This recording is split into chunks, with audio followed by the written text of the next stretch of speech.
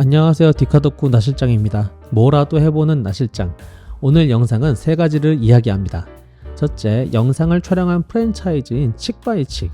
이 브랜드의 이해와 사진 촬영 의뢰를 받을 수 있었던 이유. 두 번째, 메뉴 촬영인데요. 즉, 음식 촬영을 할 때 필요한 조명과 감각. 세 번째는 완성된 신메뉴 사진에 대한 이야기입니다. 그리고 오늘 촬영한 신메뉴 음식 사진은 모두 알파 6700으로 촬영했습니다. 알파 6700 좋다 이야기를 했는데 결과물을 딱히 보여드린 게 없었죠? 오늘 보여드릴 수 있을 것 같네요. 프랜차이즈 본사의 랩실 옆에서 맥도날드 출신 메뉴 개발 팀장님과 함께 촬영도 했고요. 최종 아웃풋, 그러니까 최종적으로 업체가 어떻게 사진을 사용했는지에 대한 결과물까지 보여드리겠습니다. 오디오, 목소리도 좀 달라졌죠? 왜 달라졌는지는 영상 마지막에 말씀드릴게요. 끝까지 봐주시고 오늘 영상의 내용보다 제 목소리가 좋은지 나쁜지는 댓글로 이야기 나눠주시면 좋겠습니다. 이번에 촬영한 칙바이칙은 프레임 그릴드 치킨, 그러니까 직화 그릴 치킨과 밥을 함께 먹는 패스트 캐주얼 외식 브랜드입니다. 요즘 건강을 위해서 운동한다고 닭가슴살 많이들 드시잖아요. 사실 해외에선 그동안의 높은 칼로리와 패스트푸드의 대안으로 건강한 백색육인 닭고기를 건강하고 새롭게 먹을 수 있는 시도들이 이어지고 있다 합니다. 기름에 튀긴 치킨이 아닌 그릴에 구운 닭고기와 야채들을 잡곡밥과 함께 건강한 한 끼로 먹을 수 있는 치킨 라이스볼, 그릴 치킨 버거가 주 메뉴인 곳인데요. 건강하고 맛있는 한 끼 식사로 소문이 나서 매장에는 꾸준히 찾아오는 여성 고객이 60%나 된다고 하더라고요. 저는 2021년 첫 매장인 강남점 오픈 프로모션 때 인테리어 사진과 이벤트 영상을 촬영했었고, 작년 2022년에는 새로운 본사인 선릉점의 홍보 영상도 촬영했는데요.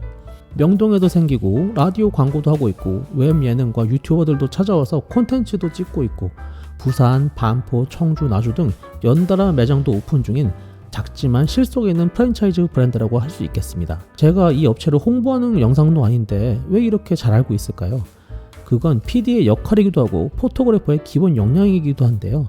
내가 촬영해야 될 브랜드에 대한 기본적인 이해가 꼭 필요하기 때문입니다. 브랜드의 성장 방향성과 신제품의 컨셉에 몰입해야 합니다. 그래야 다른 브랜드들의 사진이나 영상도 찾아보고 그 브랜드들보다 더 나은 결과물들을 만들 수 있거든요. 하다못해 더 빠르게 찍거나 더 싸게 찍거나 더 잘 찍거나 셋 중에 하나는 해야 하잖아요. 그리고 사진과 영상을 촬영할 땐 이 결과물들이 어디에 사용되냐도 꼭 확인하며 촬영해야 합니다. 영상을 촬영하는데 쇼츠로 사용도 할 푸티지들을 가로 프레임에 꽉 차게 찍어버린다거나 X배너에 사용될 사진에 여백 없이 촬영을 하게 되면 사진이든 영상이든 범용성 없이 꽉 막힌 그림만 찍게 됩니다. 돈 받고 찍는 사진이 작품이 될 수도 있죠. 하지만 무엇보다도 돈을 받는다면 돈값은 해야 합니다. 지금 저의 노하우를 공유하는 이 영상에는 아니지만 저도 이 업체의 사진과 영상을 찍을 땐 견적을 내고 비용을 받습니다. 그 사진과 영상들은 마케팅에 활용이 될 테고요. 디자인이 활용이 될 겁니다. 그렇다면 작품이라는 감각에 실용성을 더해서 사진 한 장을 찍더라도 디자이너나 마케터들이 다방면에서 활용할 수 있도록 여러 각도와 화각으로 촬영을 해주고 골라 사용할 수 있게 여지는 만들어줘야 하는 거죠. 많은 사진과 다양한 푸티지들을 싫어하는 업체도 있습니다만 이번 케이스처럼 대행사 없이 직접 사진을 납품하는 경우엔 대부분이 좋아합니다. 기껏 돈 주고 부르는 영상 PD나 포토그래퍼가 쓰지도 못할 결과물을 시안이라고 내미는 것보다는 100배 낫죠. 저는 촬영을 하면서 이 메뉴를 만든 기획팀장님 그리고 대표님과 많은 이야기를 나눕니다. 어떤 재료인지 어떤 구성인지 다른 메뉴들과 콤비네이션이 되는지 등등을 이야기하는데요. 저는 커머셜 포토그래퍼나 영상 PD들은 통역가라고 생각합니다. 파는 사람의 욕망과 사는 사람의 욕구 그 사이에서 저희 같은 사람들이 말이나 글로 표현이 안 되는 것들을 사진과 영상을 통해서 통역을 잘 해줘야 합니다. 그래야 의도를 알고 그 의도를 표현하고 표현을 뛰어넘는 사진과 영상을 만들 수 있는 거거든요. 이번에 저는 매장 지하에 있는 랩실 매장에서 촬영을 했고요. 신메뉴 촬영은 준비부터 철수까지 6시간, 촬영에 소요된 시간은 딱 4시간가량이었습니다. 점심 피크 시간 직후, 저녁 피크 시간 직전까지 딱 맞춰서 촬영을 한 건데요.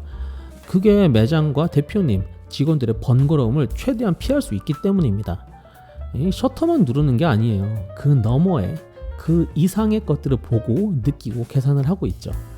그래서 아마 1년이 지나고 2년이 지나도 업체 대표님께서 직접 연락을 주시고 촬영을 하게 되는 것이 아닐까, 저는 그렇게 생각합니다. 저는 10년 가까이 유명 홈쇼핑 프로덕션에서 일하며 많은 사진과 영상을 찍어왔습니다. 홈쇼핑에 다들 아시죠? 못 파는 거 빼고 다 팔잖아요. 어떤 촬영을 하던 간에 가장 중요한 우선순위를 설정하고 촬영을 기획합니다. 이번 메뉴 촬영은 아침 메뉴였고요. 왠지 촬영을 계속 하다 보니 맥모닝 같은 익숙한 느낌이 계속 나서 여쭤봤어요. 그랬더니 지금 옆에서 메뉴를 만들어주시는 나이 지긋한 남자분이 맥도날드 출신 메뉴 개발 팀장님이라고 하시더라고요. 대놓고 아침 느낌을 잘 살려야겠죠. 느낌이라는 것은 결국 분위기인데 소품이나 구두로 쉽게 결정되지 않습니다. 조명을 통한 무드와 사진에서 느껴지는 공기가 아침의 느낌을 내게 할 수 있죠. 그래서 이동이 간편하고 부드러운 광지를 내줄 수 있는 소프트박스를 챙겨갔습니다. 아침 햇살은 계절을 따지지 않고 옆에서 들어오죠. 그래서 이번 사진 촬영에선 빛의 높이를 높게 두거나 콘트라스트를 강하게 두지 않았습니다.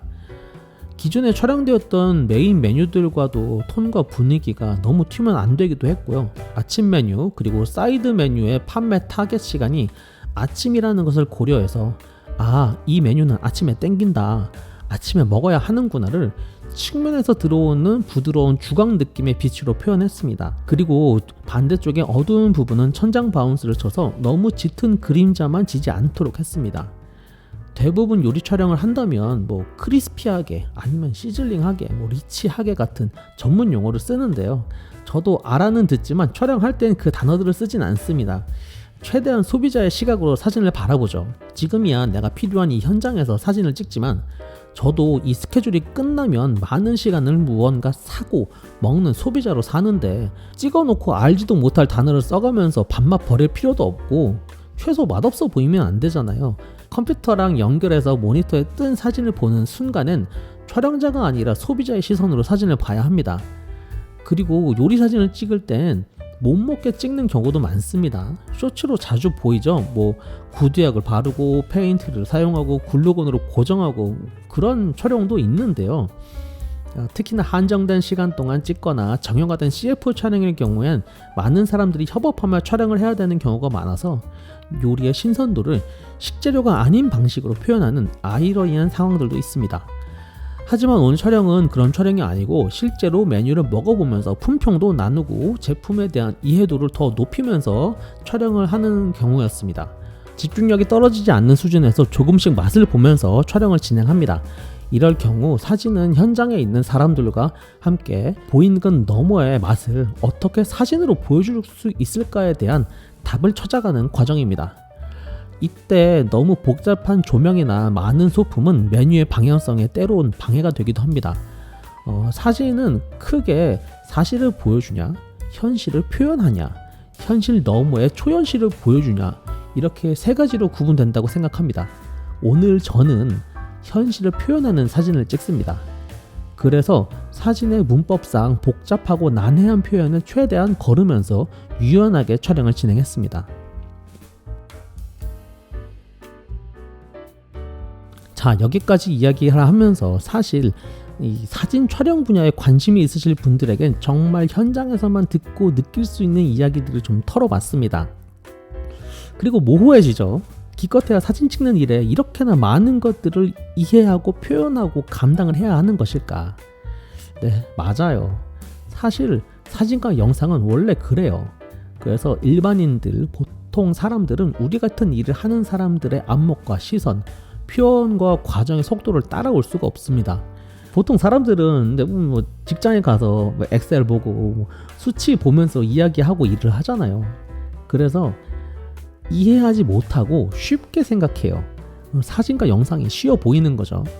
우리 같은 사람들은 머릿속에선 온갖 것들을 계산하고 시험하고 셔터를 누르지만 보는 사람은 쉽게 찍는 것처럼 보이고 어떤 사진들은 쉽게 따라 할 수도 있습니다. 근데 쉬워 보여서 쉽사리 시작했다가는 금방 어려운 지점이 보이고 흥미를 잃어요. 그리고 나도 한때 사진 좀 찍어봤는데 이러면서 사진 꼰대가 되기도 하죠. 고민 없이 찍은 사진과 영상은 공허하거든요. 보이는 건 너머에 느낌이 없어요. 어디 쓰여도 뭔가 허전하고요. 그 사진 속 물건을 파는 사람한테도 허무하고 그 물건을 사는 사람에게도 흥미와 영감을 주지 못합니다. 그리고 대부분의 사진은 그런 것들을 느낄 새도 없이 순식간에 눈앞에서 지나가죠. 세상이 참 빠릅니다. 수많은 이미지들과 영상이 휘발되는 시대라고들 하잖아요. 찰나의 순간에 사람들을 잡아당길 사진과 영상을 찍으면서 당장 눈앞에 보이지 않는 소비자와 나보다 싸고 빠르게 찍는다는 경쟁자들, 그리고 변하는 시장까지도 상대하면서 셔터를 눌러야 한다는 자체가 우습기도 합니다. 이젠 AI가 사진과 영상을 프롬프트만 치면 만들어준다고도 하잖아요. 보이는 건 너머의 것들을 생각하는 것보다 더 많은 이야기들로 표현하려 노력하는 포토그래퍼이고 영상 제작자인 뭐 그런 사람 중에 한 명인 거죠. 그리고 제가 찍은 사진들은 오늘도 어느 한 구석에서 묵묵히 고객을 향해 자기의 역할을 하며 노력하고 있겠죠. 이 엑스배너처럼 말이죠. 오늘 영상 어떠신가요? 목소리가 괜찮았죠? 새로운 마이크를 받았거든요. 바로 코미카의 초지향성 무선 샷건 마이크인 VM30인데요. 다음 영상에선 이 마이크에 대한 이야기를 한번 할 수 있을 것 같습니다. 그런 영상 들어주시느라 수고 많으셨습니다. 올라가십시오, 감독님.